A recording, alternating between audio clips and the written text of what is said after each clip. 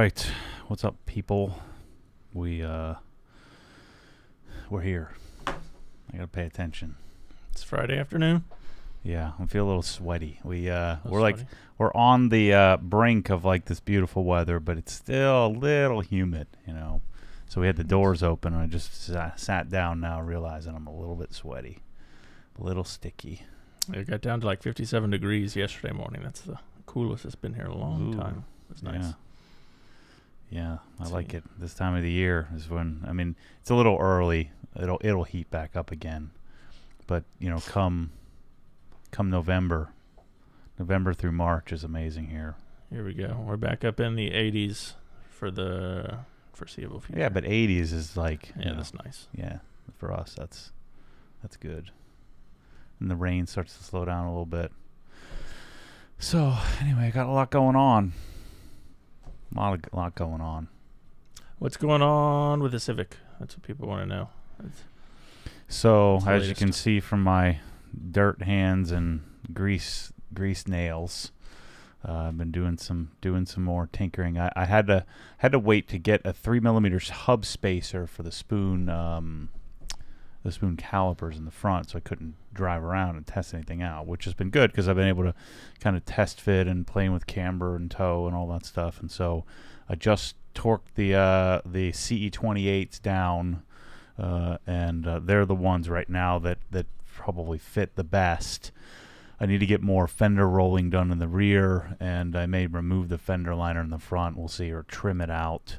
But I'm about to take, after this podcast, going to go just kind of take a very gingerly little lap around the parking lot and see what's doing. And then the one thing that really stinks that I was hoping we could do was to like be able to run all these different wheels, but it's not really going to be possible. I'm going to have to pick one or maybe two, and because you're going to have to get a new alignment and new camber and stuff for each set of wheels. So not 100% sure. I've reached out to Nengen about getting a set of 16x7 wide TE37 Sonics in that diamond dark gunmetal. They're checking availability for me. I wonder if they've responded. It took them a week and a half to respond. So no, I haven't seen anything. And then the darn response was, "Are you going to buy them now?" Yeah, I'm going to buy them now. That's what I'm freaking emailing you for. I guess they probably get jerked around a lot from goofy people. All right, while you're looking that up, we have a question here about the wheel size, actually, in the chat from Jason Wallace. Why was 16 inches the max on the Civic? I feel like the wheel options all seem so small, but I know we're all used to big wheels now. I had 17s on my EM1, and it seemed okay. Yeah, I had 17s on mine. I had some Enki RPF ones or something like that on mine, and I hated the 17s. And so 16, I think, is the right size. It's one size up. 17 gets a little big. So, and I think you lose some performance, add a little more weight, and the sizes aren't as available in 17 by 100 4x100. So that's why I'm doing 16s on it. All right, Carol wants to know when it comes to the Coke Kimmy, the GSF, the gentle snow foam. Is that what it is? How did that perform? How does it compare to Adam's car shampoo? Have you played around with it enough yet? I only used it once. I liked how it seemed to have no residue. Adams is pretty good about that too, but that's what I liked about it. It foamed about the same, smelled kind of nice, did well in the bucket. I don't even know what it costs, so I don't. But at this point, it doesn't seem like it's not like a game changer, remarkably better. So I don't know, but they have like 15 or 20 or 30 different soaps, so we'll have to start trying them out. There you go. A liter bottle looks like $24.99 across the board here, in a couple different places. Yeah. So I guess that's decent. It sounds a little pricey. Let's see. We have people checking in from Athens, Greece. Wow. Belgium, Mexico, Western PA. Question from Matt to Matt. Is it worth going with a polish less aggressive than perfect finish for a one-step correction on a car with really soft paint like an S2000? Maybe. On my S2000, we ended up using CarPro Essence and a white pad. It was super, super soft. So yeah, you may end up needing just a finishing polish. Then perfect finish may or may not be the right thing to use. The S2000s are super finicky. So yeah, I mean, I wouldn't doubt that you may need something more finishing and less one-step type. All right, Joe has a question here about the Civic.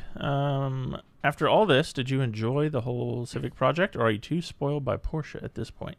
No, I'm having a lot of fun on this. I mean, surprisingly, the suspension, I knew it would be pretty involved, and I'd have to overnight parts and try different things and see what works and what doesn't work. And the front suspension was 2 days, and I basically took everything off that I put back on, or that I put on it, or half the things didn't work. And I've really enjoyed this process. A lot of it because, I don't, there's no timeline on it. I don't have a certain timeline, and I know. Driving it will get it really nice, and whether or not I love it or not really doesn't matter, because I'm not keeping it anyway. So it makes it more fun for me. So I like these projects where, like the Corvette, I didn't go into it knowing what I was going to do with it. This one I knew the same thing. The 1M, I really enjoyed the 1M. I didn't enjoy the M5 and the Corvette as much because I did them both at the same time, and I didn't have a plan. I was going to keep the M5, and I don't know what the heck I was going to do with the Corvette. Whereas the 1M and the Civic have been a goal from the beginning. I'm going to make this a fun project, and we'll make some money on it at the end of the day, and it'll be something fun to do, something that I always wanted to do. And so that's kind of what I'm using this experience for, is to buy all the cool stuff and then sell it off, if you will. And we figured out a way to do this to where I don't lose my shirt by buying all this crap and then selling it for a huge discount. Instead, we buy all this crap, we engage, somebody's going to win this amazing car, and then they can choose to do whatever they want with it. And they can win it with pretty reasonable odds. You buy some crap in the store, and you got a good high probability of winning it, and hopefully we sell enough crap to offset the cost. That's the goal. Yeah, that was the first part of his question. How much in the hole do you think he'll end up in the raffle with the Civic? Yeah, I think we'll make at least $100,000 net profit on this, if not more. I think it's going to be a pretty widely subscribed giveaway. And I'll leverage Adam and Tommy Effia and some other guys to ask him to mention it, and some other channels that I know, and ask if they'll mention it for me. And I think it's going to do really well. We're going to have some really cool stuff that people can buy too. So I'm not exactly sure, 100% sure when I'll have it complete, and I want to have it for a little while before we give it away. But I think it's going to be a cool process. I mean, the M5, I think we netted like $80,000 or something like that, and I was roughly $100,000 into that car. So we'll probably be 130 or so when it's all said and done into this. And so, I wouldn't be surprised if we see, $300,000-$400,000 in profit, gross on this car. I think it's possible. All right, let's see here. I see the Canadians already getting all riled up in the chat. I'll get back to you guys in a second. Let me go to our friend here, Judd Reed. What's up, Matt and Chris? I'm about to add Future Classic spacers to my E90 M3 competition pack wheels. Do I need to get an alignment afterwards? If so, where in Ocala or nearby should I go? No, I don't. I wouldn't. I've never aligned my car after doing spacers. I mean, technically, maybe you should, because your camber might be a little different, but I've never once gotten alignment after doing spacers, so I wouldn't worry about it. We've been using David down here at Goodyear Tire, right next to Home Depot, right in front of Home Depot. He's been doing a pretty good job for us. But I haven't found I don't know of a really good alignment place in Ocala area. All right, let me go back to our Canadian friends here. From Alex, I'm from Quebec, Canada. If I order a Crenzla from you, how does support/warranty work? You fix it yourself. So, yeah, I mean, you can pay to have it sent down here, but it's going to cost you a lot of money. It's one of those things that really isn't much to break. The warranty is 1 year, but see, I don't live my life based on a warranty. Just I am the warranty, as Freddie Tavares would say, and so I just don't. I wouldn't worry about it because you can fix it. So if the gauge breaks or the thing starts surging, or you have everything outside of the actual motor, like the electric motor, you could just fix it yourself. But warranty service on pretty much everything doesn't cover transit. And so there are some authorized service centers in Canada that can fix it. But you still needing to ship it somewhere. That's why I don't want to be inconvenienced with having to ship it somewhere and pay all that money. It can cost you $150 or something to ship it all over the place. I'd rather just buy the parts and fix it myself. So I know I'm being a little crass here, but I'd say you go into it knowing that you're kind of on an island right now. I'm working with Casilla USA to work on having a Casilla Canada, an OG Canada distribution hub, and then we would build a service center, and then you just send it there. And I'm likely to build that in Alberta. So even in Quebec, you're gonna have to send it all the way across the country. But that's the plan that we're working towards. My guess is we're probably a year and a half out from that, a year out. But all of my Canadian brothers who have bought these things are kind of on an island, and you're getting screwed because you're getting hit with import duties twice, and it costs you a lot more to get it. But I'm hoping to eliminate that in the future and just bring them in containers direct to Canada, and then distribute it from there, and it would save you 25-30% of what you got to pay, plus another 10-15-20% you're paying extra to ship it because you're shipping it cross border. And so I think you got duties, taxes, fees, shipping, all that stuff, which is a real pain in the butt. So the nice thing about it, though, is that we can get it to you conveniently without a lot of hang-ups. You just have to pay it too much for it. It's too much. But I would pay it. I do it all the time when I buy stuff. I'm buying all these parts from Japan. I don't even know if I'm getting hose, and I just pay it. Whatever that I have to pay an extra conversion from yen or from dollars to yen, and then to ship the $75 spacers, I paid $42 in shipping, plus another $12 or $13 in currency exchange fees. So I paid more to get the product here than the product cost. And people are always complaining to us about that. I'm like, well, what do you expect to happen here?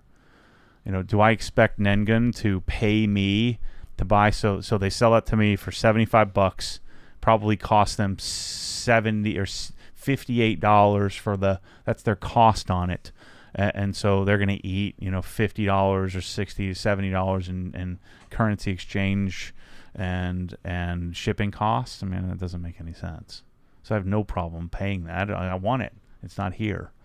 And so that's kind of how it works. And I'm going to hopefully, my goal is to remove these barriers for people. The guys in Canada, the guys in Australia, UK, most of Europe. I want to try to eliminate as much of that as possible.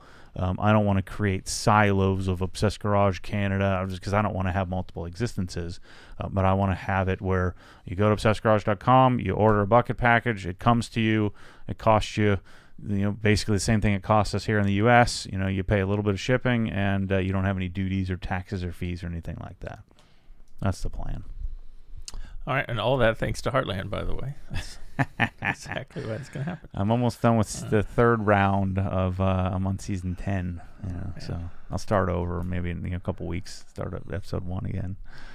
Do you have any updates on the spoon mirrors? I guess you weren't too pleased with them at first, or are they still on there? Have you? Yeah, I mean they look actually. I was just noticing that because I was sitting there pumping the brakes as we were doing the brake bleeding.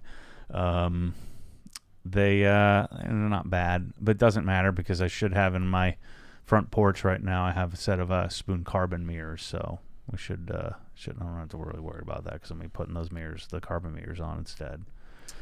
All right, C-Mac wants to know, how do you recommend adding the new Mosmatic nozzle with the shroud to an old-style Mosmatic wand? Buy a new wand. Simple enough. It's like $60. You could take you could buy the quarter. Do we have those quarter-inch coupler? The quarter-inch couplers. So what you can do is you can get like a blowtorch and you have to be a real man here, not a baby. Can't be baby hands here. You got to be a real man. You got to have some mechanical skills. You're gonna have to heat it up. You're gonna have to break the thread locker, so you can take the nut off the end of the old wand. The old wand is the same as the new wand. You can take it apart, but it's not easy. You have to, have some really stout thread locker on there. So you can buy the, $38, quarter-inch G thread fitting, and thread it on, and then you would have the new wand. But I mean, if it were me, go throw the old wand up on OG Marketplace for $30. Buy the new one. What does our one cost? 70 or something like that. And I'd highly recommend just get the new one. All right, let's see. I have a question here about Milwaukee. Mike, another Canadian friend here, says, Matt, do you prefer the Milwaukee right angle wrench more than the Stubby impact wrench? I see you've been using the right angle a lot more. I want to like the Stubby more, but yeah, the right angle one I'm using all the darn time, and it can do everything that the Stubby can do, and then some. Because you can stick the right angle thing, the right angle fits in places the Stubby doesn't, and it's not vice versa. The right angle is a little longer and clunkier, but I mean, on the whole Civic suspension, that's the only tool I had out the whole time. I got all these tools out, I put them all away. I use the right angle one for freaking everything. The thing's great.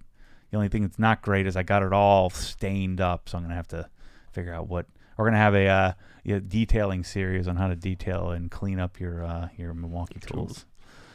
All right, so yeah, the new Mosmatic wand OG spec is $85 for the 20-inch version. Yeah, 40 and 60 are also available now in case you need a longer one. Yeah, man. Again, see, maybe I can't relate, but I'm so inclined to, when something new like that comes out, today I would just freaking give it to somebody. But I'd want the newest one. But if you're a DIY guy and you have some mechanical skills, it certainly can be done. All right, and while we're looking at this, the chat option popped up, so that's kind of cool. We now have chat available certain hours of the day, so if you need some help, bottom left corner of the screen. Yeah, it's pretty cool. Yeah, matches, color matches, and everything. All these little things that I ask for it's weird because I don't ask for it. I say, I want this done. And that was 6 months ago, and now it's done. And I always assume that everything's going to get done in about 3 minutes, but everybody just looks at me and laughs and goes on with their day, and then eventually they get it done. All right, Martin wants to know, what's the most satisfying car wax you've used? Swiss Vac Concorso is my favorite wax. All right, let's see. Ooh, this is a good question from Brian. I think you'll appreciate this question. What does Matt consider the perfect tool to battery and battery to charger ratio?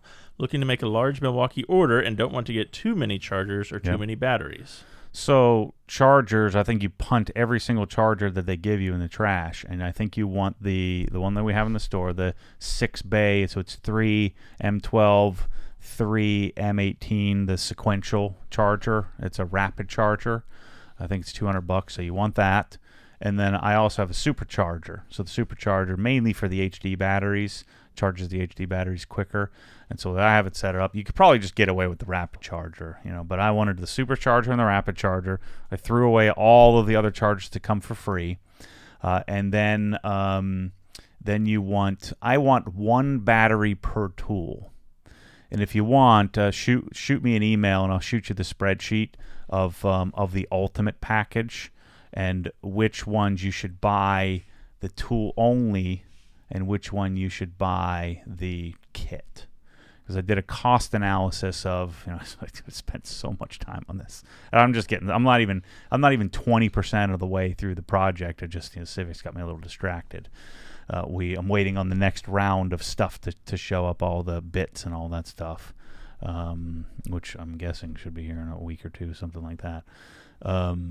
But I did an cost analysis of which kits make the most sense to buy, because if you don't care about the case and you don't care about the charger, I only care about the batteries and the tool. So the battery's in the tool. I just ignored the charger in the case and said, what's the delta? How much value am I getting out of the kit? And so then I've sort of created a ranking system of which ones you want to buy the tool only and which ones you want to buy the kit to get best bang for the buck, if you will. All right, our friend Kevin here, Forced Induction Drive, says, "Hey guys, just want to say thank you for appeasing us Mustang dudes with a nice change of pace from double wishbone to IRS." So, freaking IRS. It's like a big selling point. Like a new feature, new brand new thing that's only been around since the Model T is an IRS, independent rear suspension. Oh man, that's so funny. Vinny wants to know your thoughts on the new M3. Vinny, you got to go back to last week's live stream to hear that rant. What I don't want to get him going again. Freaking BMW. I need to just. I said I'm going to make a video where I just sit here and we have a picture of the M3 next to me, and I'm just going like this for like a half an hour on loop. Just head shaking. It's so freaking stupid. I'd rather have a Corvette than that. That's saying a lot. Well, that's a good intro here. Because Cannon wants to know, did you see the Rag Company's Wash Wednesday on the Carbon 65 Z06? Ooh. With Lambo doors, a raspy Corsa exhaust, and carbon louvered rear window. It is literally your old Z06 with every part that you would hate. Oh, that's cute. So Lambo doors. And it's got tire, whatever the carbon vet. The what does that say? Yeah. Douche tire. Oh my gosh, that poor guy with those letters on the tires. Oh my that's his car. Oh my gosh, what in the world is this world coming to? I'm gonna get to the doors here. You know what brain freeze feels like? That's what my eyes feel like right now. Oh, I feel so bad. So he didn't watch. It's 28 minutes if you want to watch this later. On the Rag Company's YouTube page. Yeah, they still got all the stickers on theirs. Carbon Vet. Are those the tires that came on originally, do you know? Or are they? The wheels, you mean? Yeah. No, the tires. No. Those are, what do they call that crap? You had to pay extra for that? No, you stick them on there. Oh, it's a sticker? What is it called? Like an applique? I don't know. Somebody in chat will tell us. It's called a douche sticker. Is what it's called. DS douche stickers. I didn't know that was a thing. What do they call it? What do they call that crap? It's something real douchey. It's like tire. It has a name for it. Tire badging, tire douching. I don't know. Freaking. That was pretty good. Thanks, Cannon.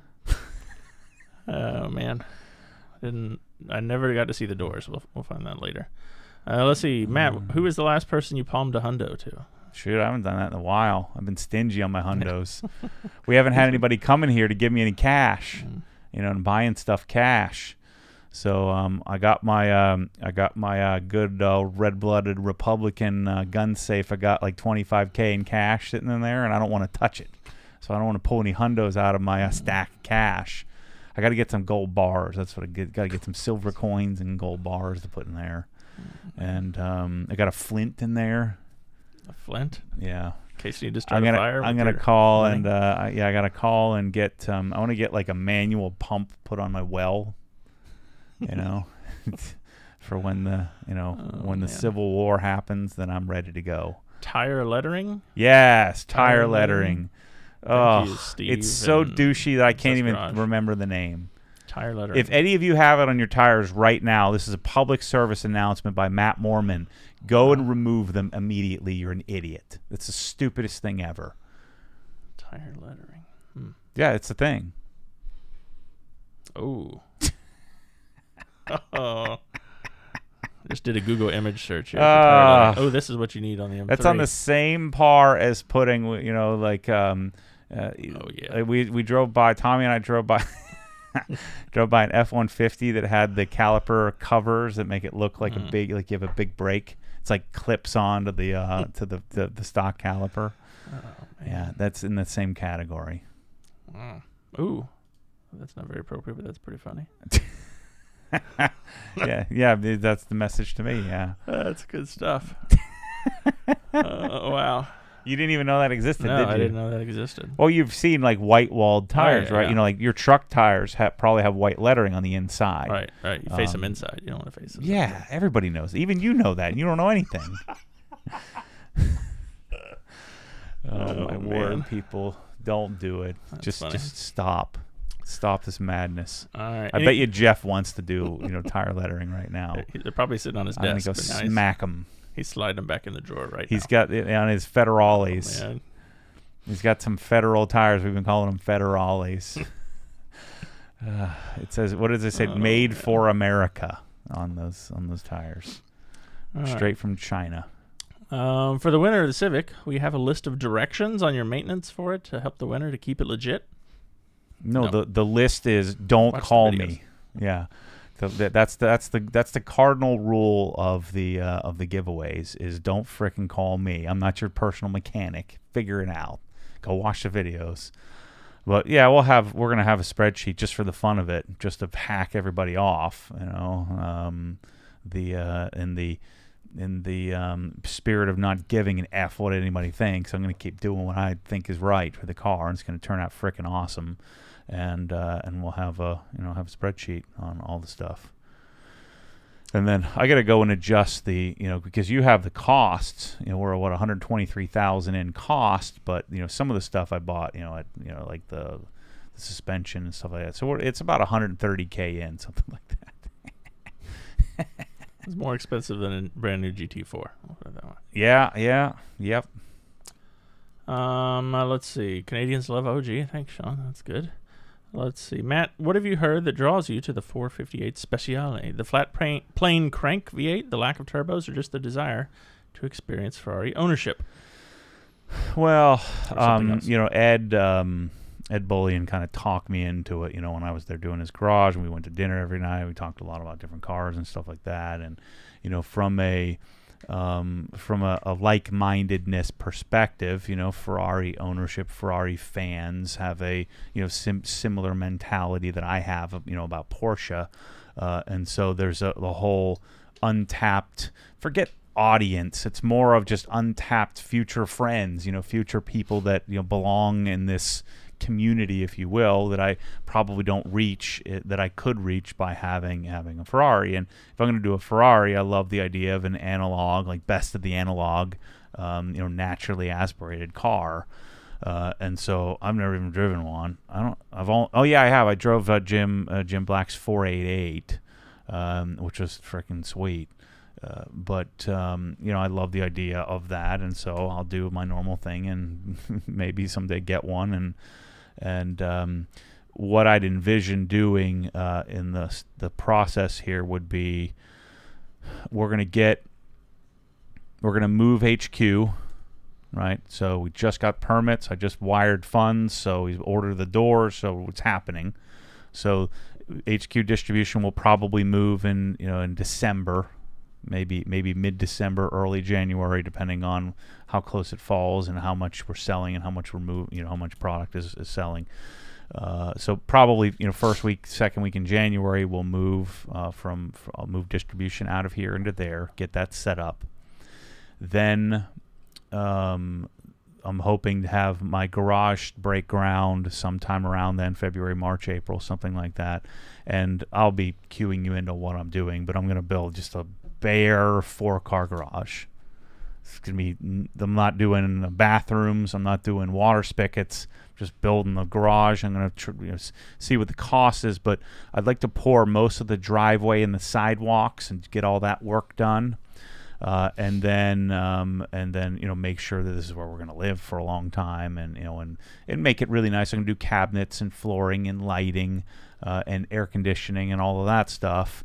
But it's going to be mainly like car storage, right? So I'm going to store my cars and tinker around on the weekend. So I'll have a full Sonic MSS plus array, probably put a single Nussbaum, whatever that thing's, Jumbo 7, the in-ground scissor lift. So we'll probably do that. But I don't even know. I'm do a small air compressor, but not do like crazy full-on OG spec garage. But what we're going to do, I'm meeting with an architect. I've got a couple other architects to call, a couple of OG, followers who are architects to call and talk to. What I want to do is design the garage so that it's kind of modular, in that the ultimate goal is to have so I'm going to have this 4-car, like it'll eventually become kind of the storage area. And then I'm going to build an indoor wash bay in between that's isolated. It has its own AC system. So I'm going to build an indoor wash bay in between. The wash bay now would become kind of like a staging, like a pull through. So the way I'm going to set it up is the pole barn is kind of cocked to the right. And so we're going to take the driveway and go around the pole barn. But then eventually, when I build the indoor wash bay, I'm going to just make chop out that room and make it a pull through.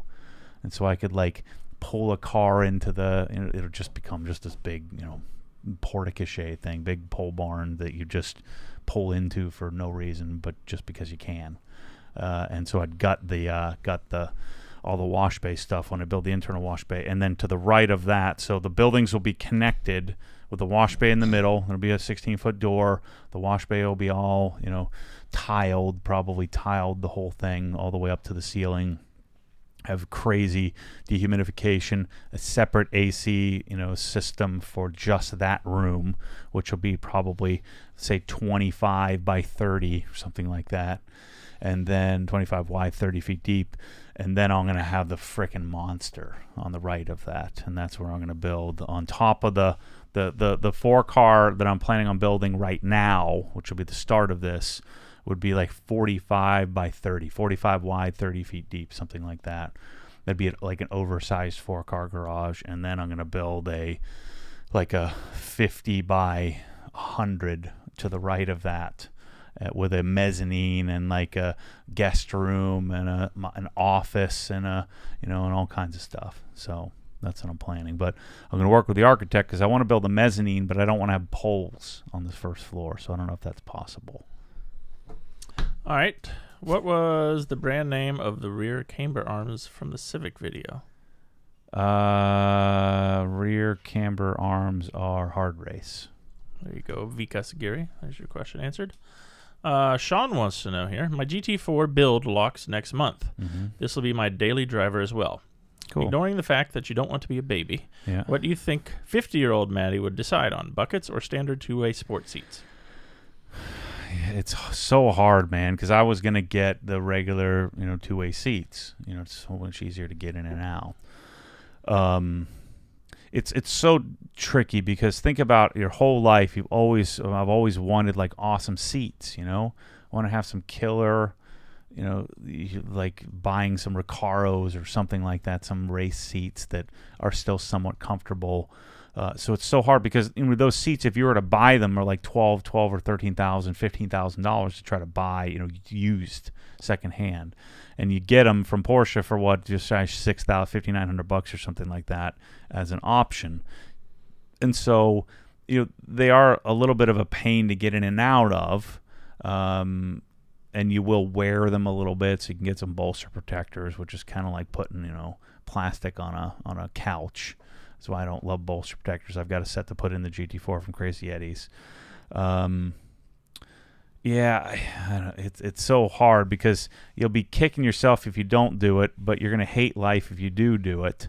I think it's less hate if you get the bucket seats than not. Like, you're not going to hate them so much because you're going to take one look at them and these things freaking look awesome. And when you're in them, they're just incredible because they're not so narrow that you're in pain. I don't think back wise that they're just super comfortable. Like, I've spent 8 hours in the seat not getting out, and they're on the back roads. It's just amazing. So, I think this is why I chickened out, because I was going to have, in order to delineate, to make the difference between my GT3 RS and my GT4 even more, I was going to get the regular seats. And then getting in and out would be way easier. But then I realized I'm probably going to drive the GT4 and the GT3 the same amount. It's like I'm just going to alternate from week to week. So what am I doing here? All right, let's see. Anuj wants to know, Black Friday What's the plan this year for Black Friday? Is it the same as it's been in the past, or will there be anything different this year? Yeah, 4 days. Same deal, I guess. 10% off, free shipping on most things. Yep. And Hex members, there's nothing additional for them. Hex Plus members, I should say. Maybe we'll do something because we have a lot of Hex Plus members this year. So I think we'll probably we're going to dream up something different for them. Okay. We'll see how we can do that. The reason why I didn't do it last year, we didn't have time. It's not as simple as you think. It's logistically, it's not a simple thing to do because the software is kind of crappy. But we're gonna come up with something for Hex Plus members that's an added benefit this year. And then our buddy from California, Brian Deal, chimed in and said, switching distribution on Black Friday weekend, that would be obsessed. That would be the worst thing ever. Yeah. Let's see. Halo. Somebody saw, I guess, on the background there. Yeah. We now have Halo in the store. So does that mean you like Halo? What's the... Yeah, it's really great. I mean, it's on the GT3 RS. I like it a lot.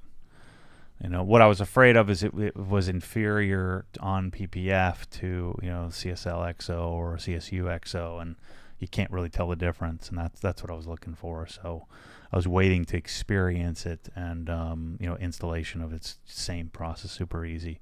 So I bought it in bulk for the store. All right, planned Civic giveaway dates, is that still after the first of the year or coming out of December? Is that still the plan? The hope, I don't know if we're going to have enough time to do that, depending on what happens with the fenders. If we have to do some body work and paint, it'll take longer. The plan is December 15th through January 31st. So it'll be a 45-day giveaway process. Give it away on like February 2nd or something like that. Draw the winner. Or 5 days after, and I'll give Bryce enough time to compile the spreadsheet and all that stuff. But it may end up being January 15th to February 28th or 9th. I guess last year was a leap year, wasn't it? So February 28th. So I'd like to have like a 45-day period. All right, what's the tire size that you ended up going with on the Civic? What's on there right now? Right in this minute, it's a 215 45 16. So it just depends on the wheel, but right now it's a plus 42 offset, so it's a little sunk. So I put the least aggressive wheels on there now with a reasonably aggressive tire to kind of drive around and see how it goes, and then we'll go from there. All right, we got a super chat here from Jay Weathers. He says, here we go.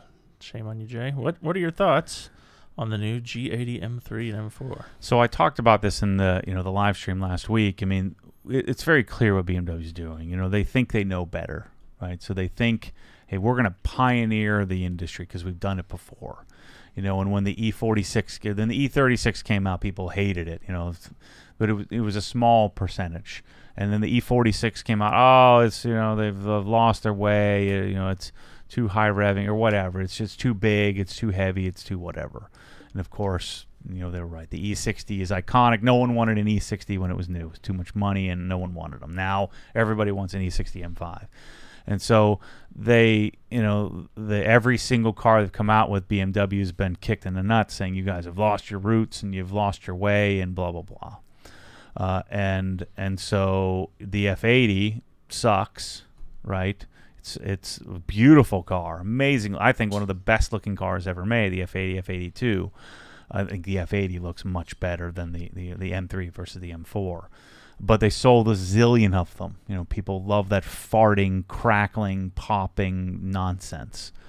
Luckily now, Active and a couple other companies have come out with a way to create equal length mid pipes, so that one of the issues with the car is that the exhaust note arrives at different times in each side of the I guess the turbos. There's two turbos, and the length. The one turbo's up here and the other one's down there, and so the exhaust note doesn't get to the exit at the same time, and so they make one pipe longer by creating like a little zigzag pattern to the back of the car, which makes it sound way cooler.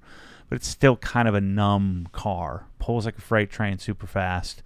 And so BMW's become really odd that BMWs were always like the slower of all of the the sports car manufacturers, but it was all about the experience. Well, now they've given up and said, you know what, forget the experience. It's going to be all about the show, all about the speed. And so like the what's the G20, what's the new M5, G20 M5 or something like that, G10 or something like that. So the new M5 is insanely fast and very, very tunable. But this G80 monstrosity, so what, if you look at comment, it's like 98%, vomit face poop emojis on everything they post with the new car. And they freaking ruined it. It's freaking hideous, and it's a disaster, and the motor's going to suck. It's going to make tons of horsepower, which is going to make every alpha douche super happy, because it'll be super fast, and because they don't know any better. They don't know anything about experience and engineering and all that stuff. They just want to fist bump out the window with spiky hair and Ray-Bans and race around real fast and make all kinds of crackles and pops with their, dad bought them a G80 M3. And that's what's unfortunately is going to cause them to sell more and more of them. People are going to buy them, and we're stuck with them getting confirmation that they were right, but they've lost their super fan. All the super fans, all the BMW guys who love BMWs hate the new cars. I don't have any desire to buy any of them. The 8 Series sucks. The 7 Series, you'd much rather have an S600, S550 or whatever. The 4 Series is stupid. The 3 Series is it's just dumb. The whole thing is dumb. The engines they're putting in them are stupid. All right, so there you go, Jay. Gary wants to know, is there an update on the garage giveaway going on in Virginia? What's the... I don't know. I have to ask Kyle. We're just waiting on the MSS Plus cabinets. I think everything else is there. As soon as I get MSS Plus, then I'm good. All right, Yoshi.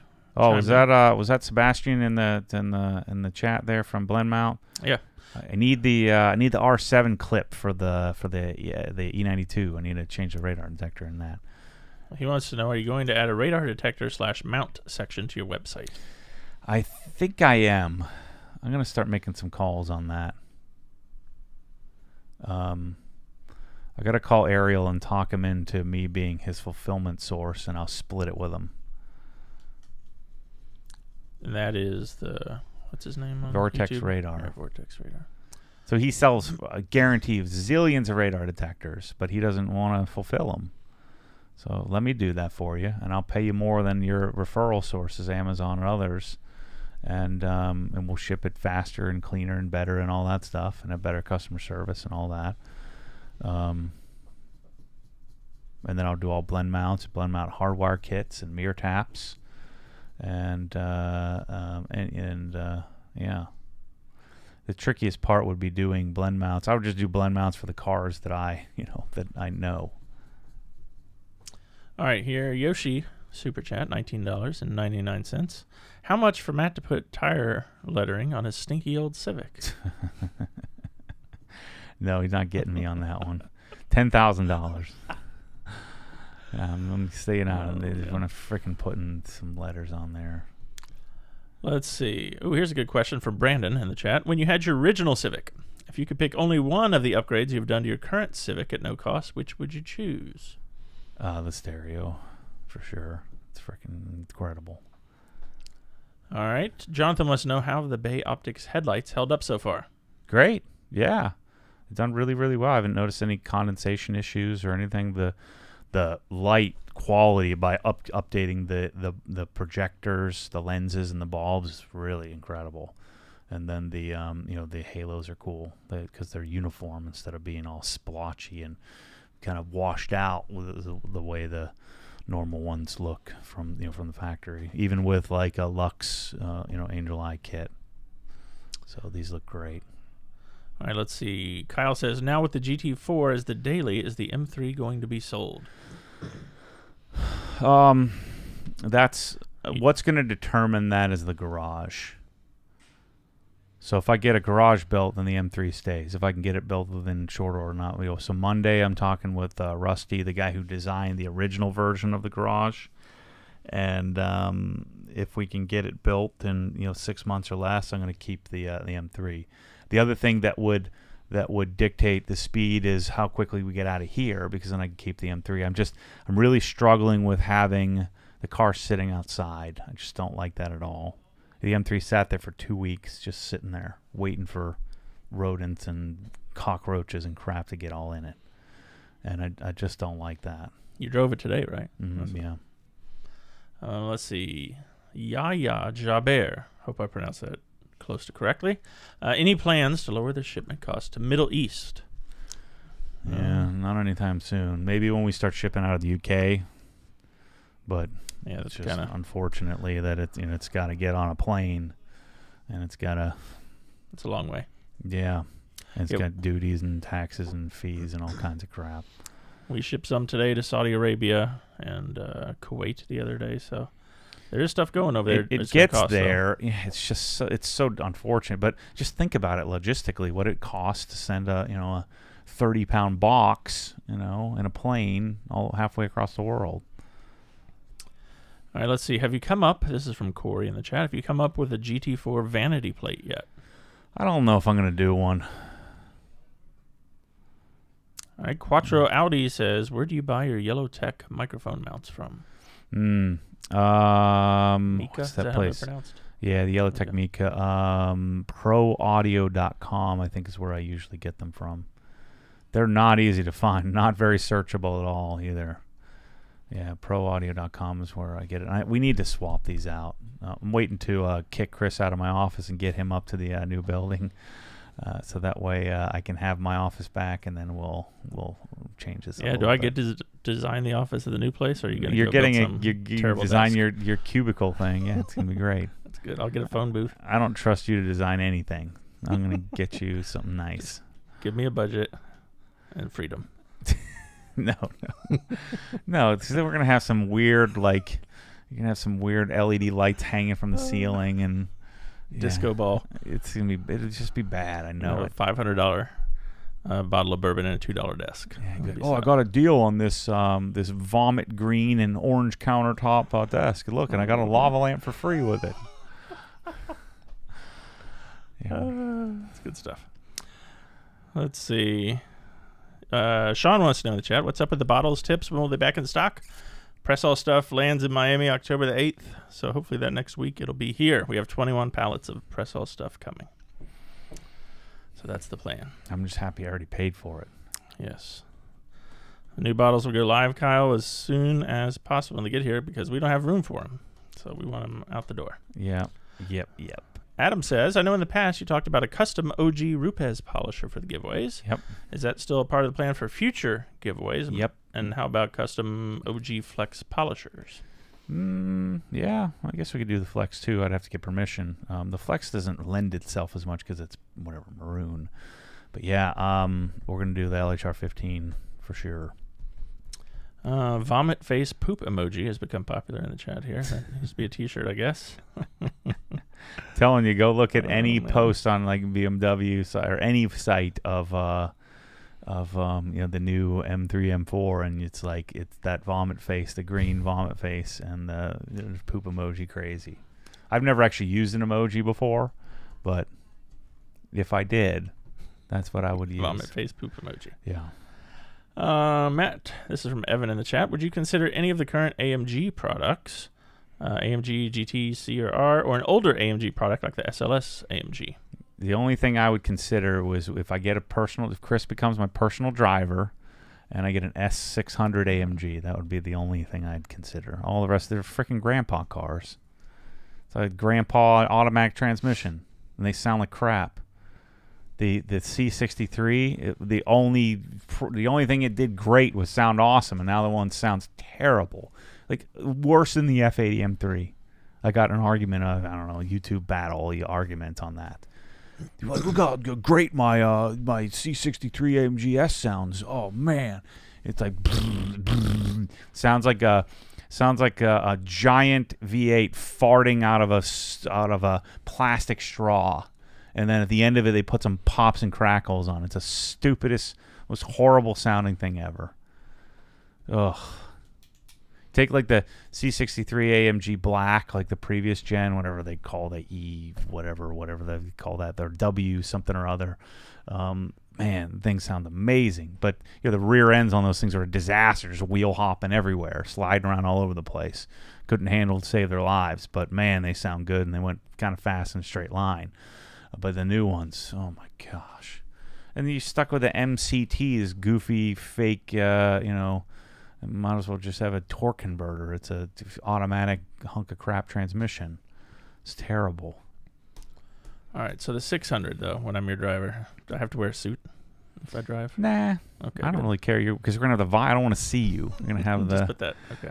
I don't think they have that, but we can get one. I get a Maybach or I just sit in the back and the massage seats.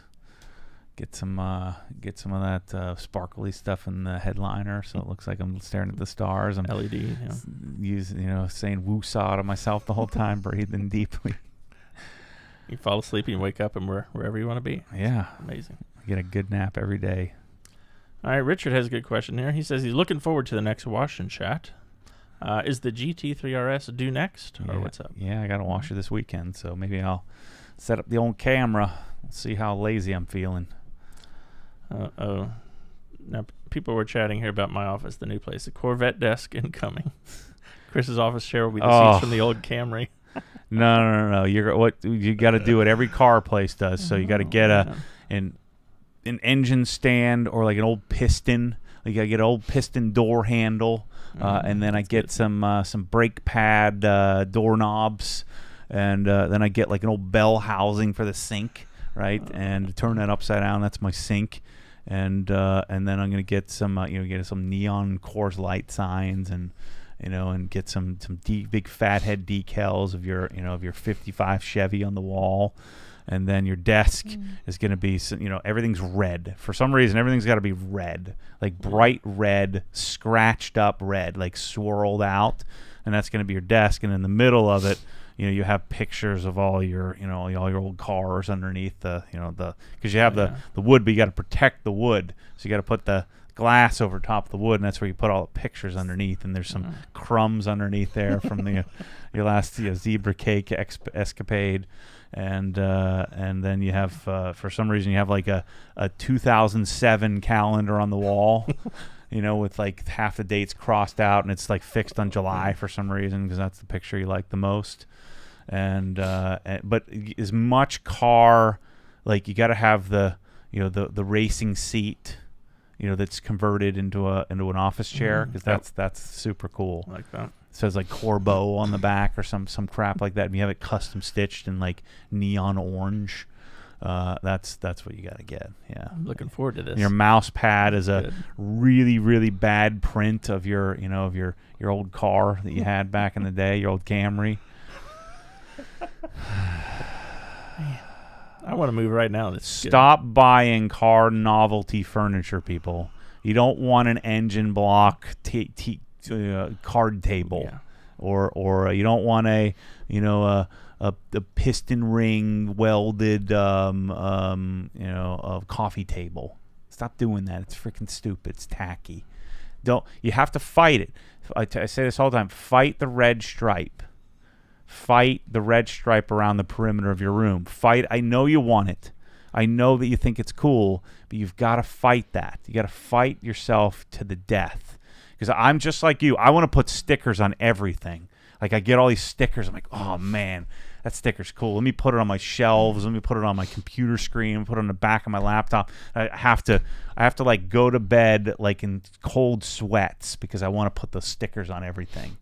You have to fight that urge to be a dude and get some solid advice from your friends, and so fight that urge to let Chris of the world put some glass on top of your wood that you'll never touch. Don't do that. Don't let it happen. I have some other ideas here in the chat. Black and white checkered floors. You can have some of those. Gosh. Some diamond-plated countertops. Oh, oh my word! I'm writing all this down. Yeah, but plastic vinyl. It's like Not the real stick stuff. on. Yeah, you stick it onto your countertops. Oh my word. Dudes, this is Garage Journal. This is why Obsessed Garages exists, because Garage Journal is so awful. And like the garages on there that are just heralded, that have millions of views, are the biggest hunks of most unimaginative hunks of crap ever. Like, but that's a real working garage, man. You don't even do work in yours. I said, bull crap, I don't. And if I did, I wouldn't want it to look like that. There's too much stuff, too many things going on. You need to simplify. Gosh. About a TE37 coffee table. Is that acceptable? No. Carbon fiber wrap covered toilet seat. We have a black toilet, and it looks like it's a horror show in there. It is literally a horror show. Oh. Oh my gosh! Just don't get a black there. toilet. Do not get a black toilet, black sink. It's like having a black light on at all times. It's a bloodbath in there. Just don't do that to yourself. Especially if there's like 5 or 6 guys sharing that bathroom. That's not a good plan. Yeah, get a white toilet.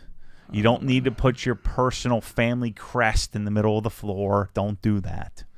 You don't want to have Corvette, big logos all over the place. Just don't. I'm trying to help you people.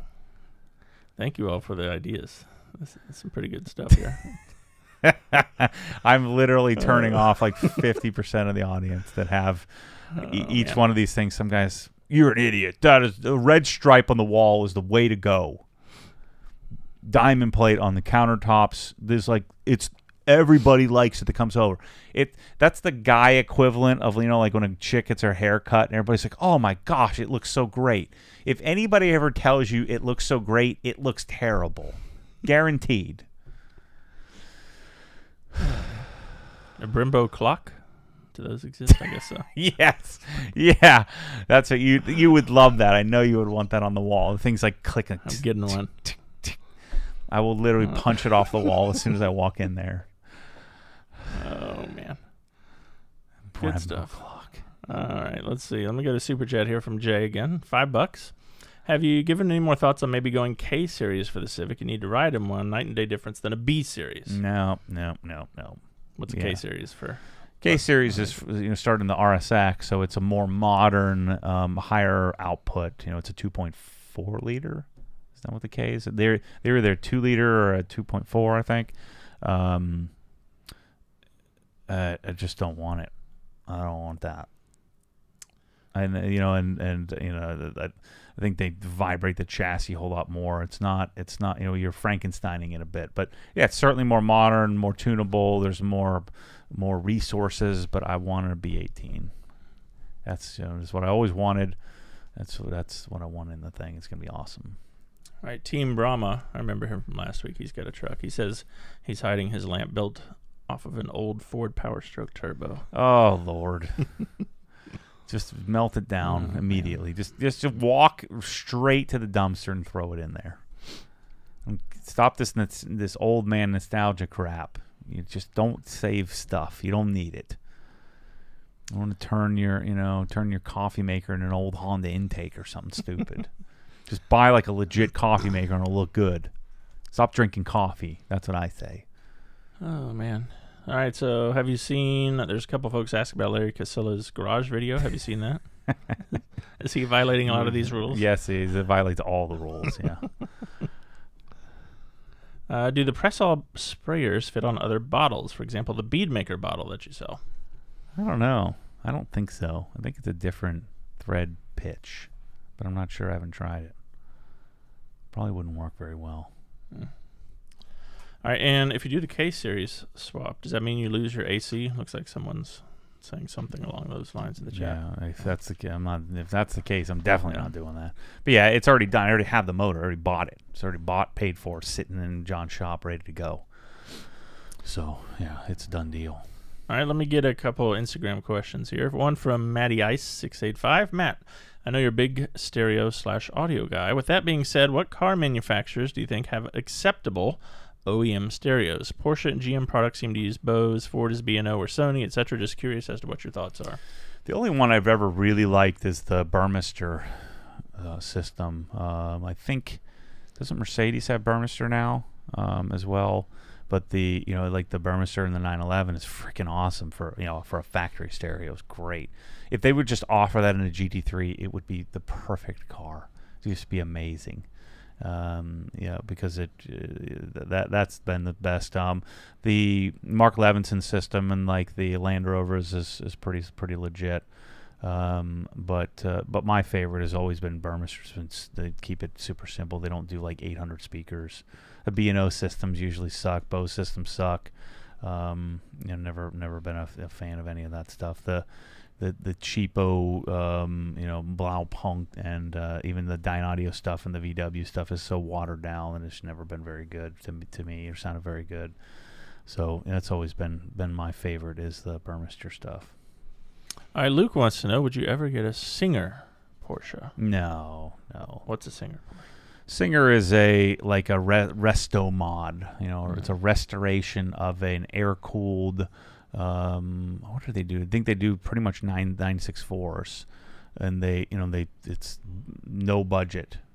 They'll build a carbon fiber body and really amazing interiors, and so it's old modern. It's like a modern spin on what the car should have been. They're putting 400 horsepower air cooled engines in and then putting remote reservoir, amazing suspension, and really making an old car modern, as good as it could possibly be. It'd be as if the car was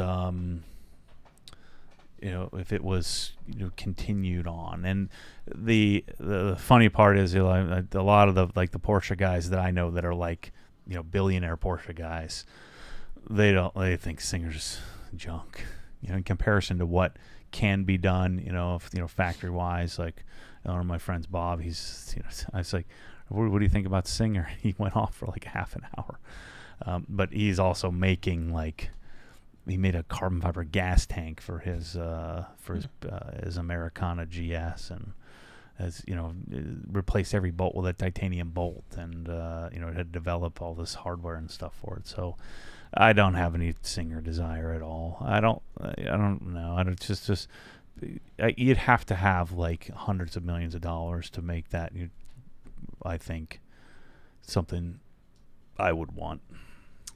All right. TC24 wants to know, can we get a lawn update soon? What's the word there on?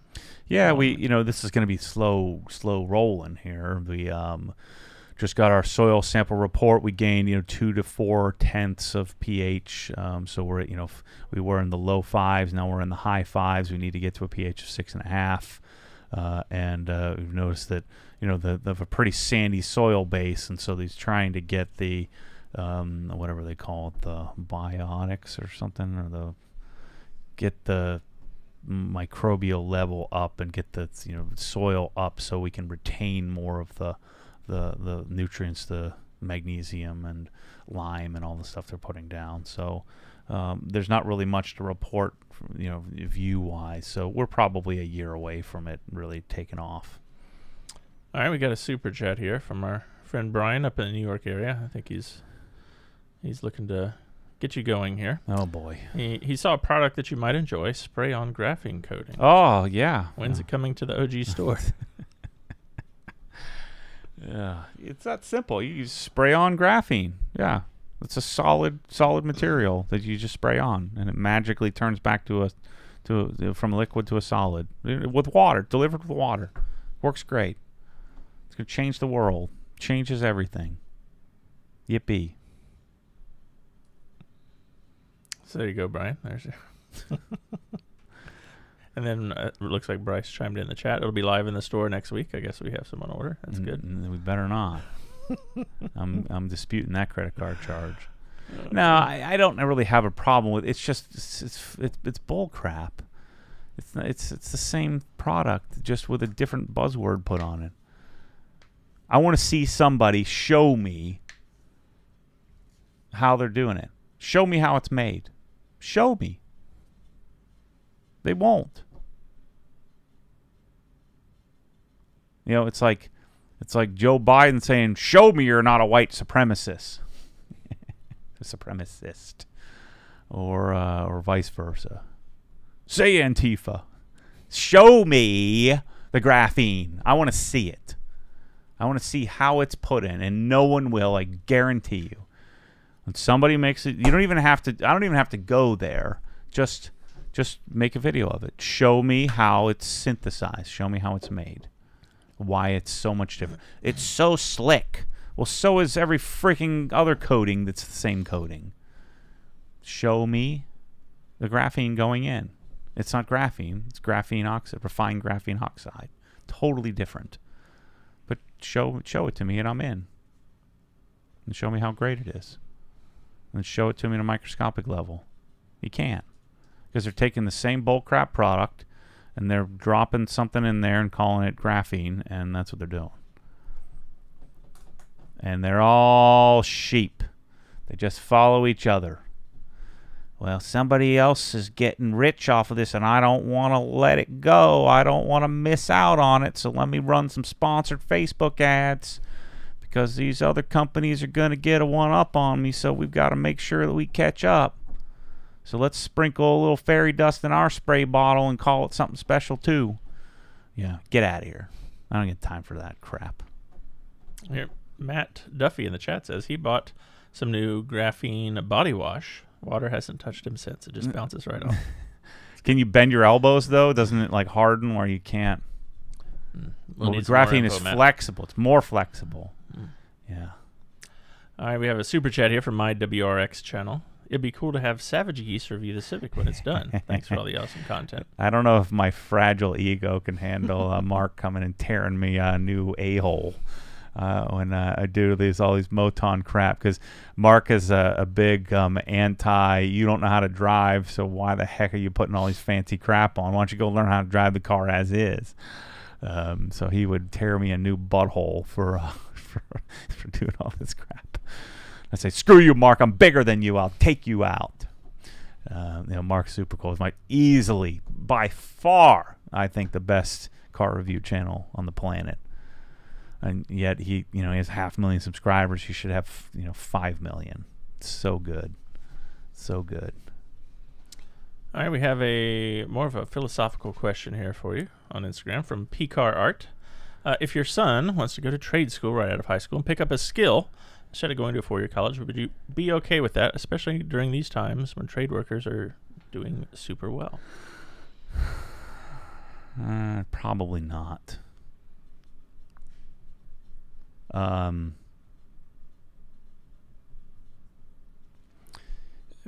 Yeah, I don't know. It would have to be like a very clear calling, it would have to be, otherwise I'm going to force them to go to college. I don't think I'll have to. To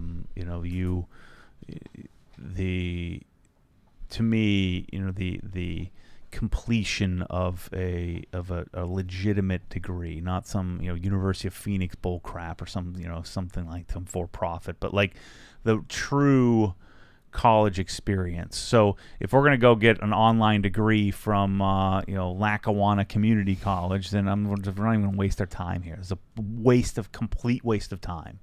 But if it's going to go to University of Michigan and get a degree in finance or something like that, even that I'm going to have a tough time with. Let's get a degree in something, political science. So you can go be a lawyer. Let's get a degree in engineering, in computer science, a degree in something practical, even if it was like nursing or something like that, or pre-med, biology or chemistry or something of real-world problem-solving value. Because I don't think you learn jack in college about what you're going to do.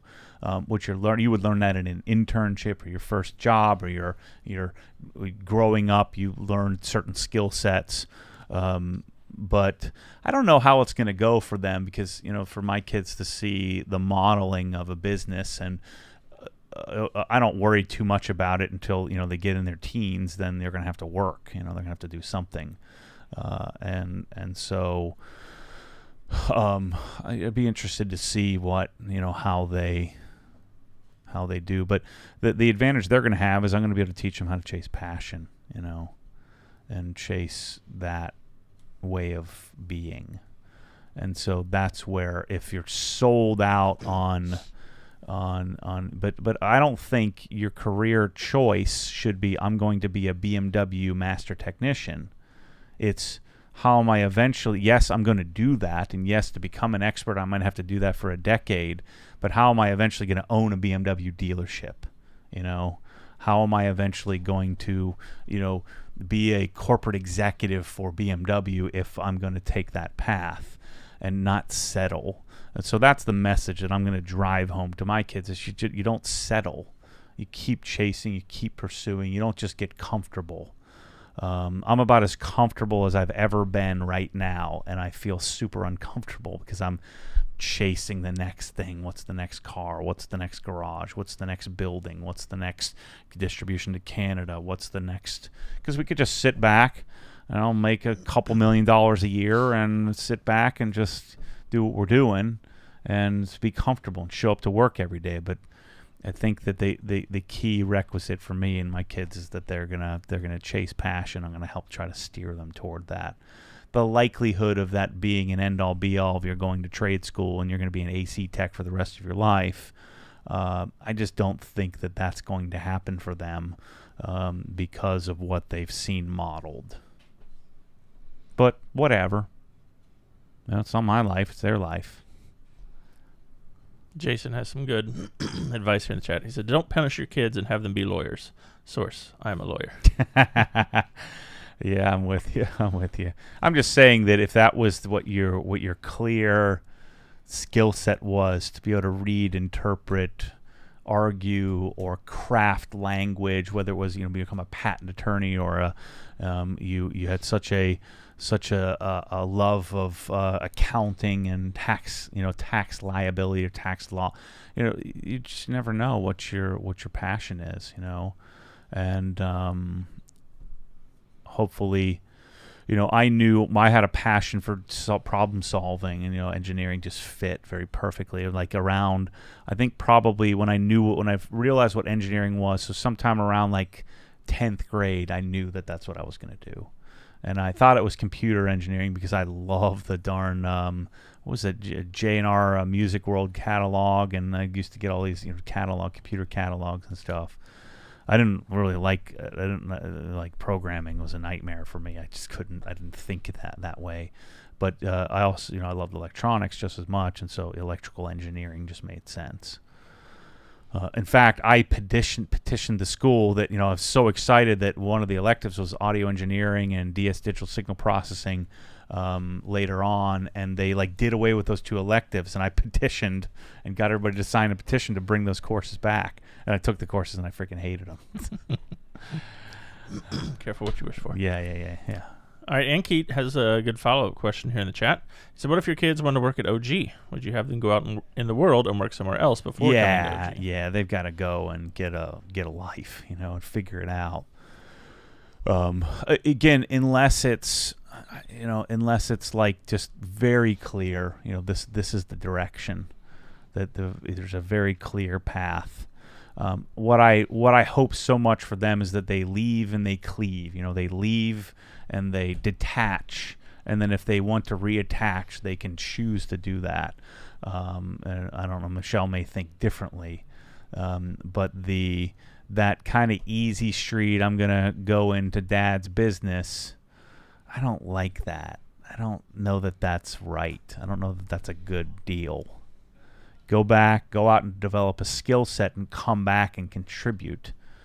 You know, because just think about the morale of, you know, 15 years from now.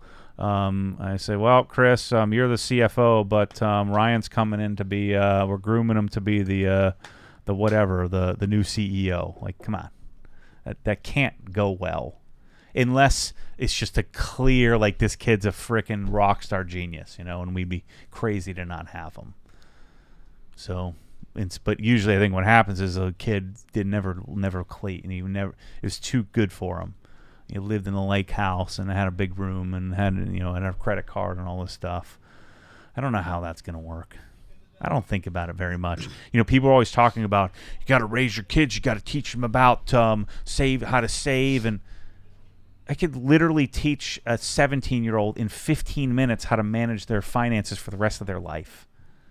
Like, I don't think it's not like you got to teach them how to, you know, throw a curveball early because then they'll develop it better. It's like opening a savings account and using a credit card. I could teach someone how to do that. Am I crazy here? You know, people are talking about like you got to have your kids learn how to trade stocks and do all this stuff early. Like, it's not that hard. I mean, you could teach a freaking monkey how to do it. Well, I don't understand why you would need to like develop this talent in your kid. It's not a talent. It's just a simple math. Teach them how to use a financial calculator in an hour. Like, here's how you calculate a mortgage, son. And as long as you're not a dum-dum, you'll remember how to do it the next time. Right? I like it. Wrong? Do you ever think about this? Yeah, every once in a while. Caroline's good. She's getting older now. She'll be 14 soon, like, so we talk about stuff like that. Sit her down, and I'm going to have her slowly work into how to build a savings account. We got to teach them young. It is good to learn young, though. She already can budget better than many adults, so that's a good thing. I don't know. Look at how great I turn. I haven't budgeted a freaking cent in my life. Exactly. Oh, boy. Oh, man. Aaron wants to know, is there any advantage that you have seen to using Halo on PPF versus using CSL on PPF? Well, you're not certain how CSL or CSU is going to bond to the specific top coat of the PPF unless you've done it a bunch. So you don't know. And so where Halo has been tested on pretty much every PPF and tested to make sure that it's going to bond and adhere.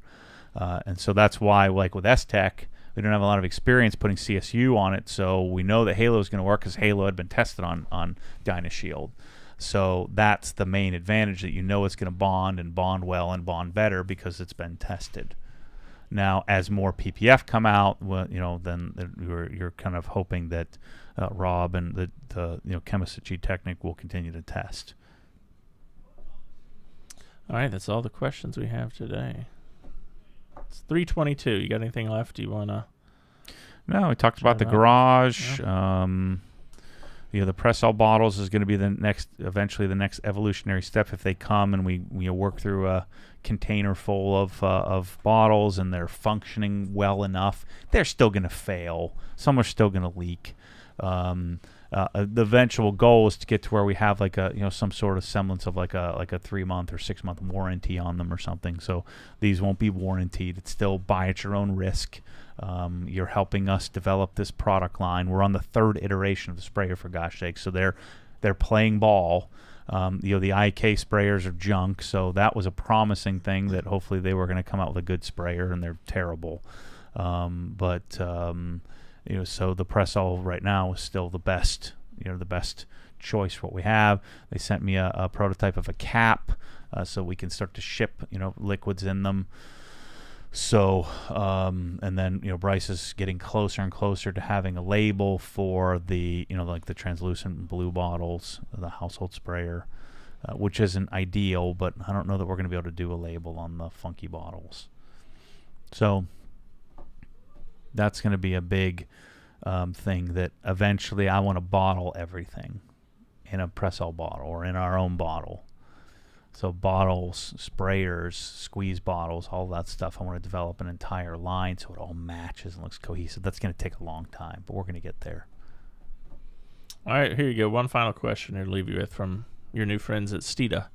Matt, our tech is out next week. You think you could come wrench on some Mustangs with us while he's gone?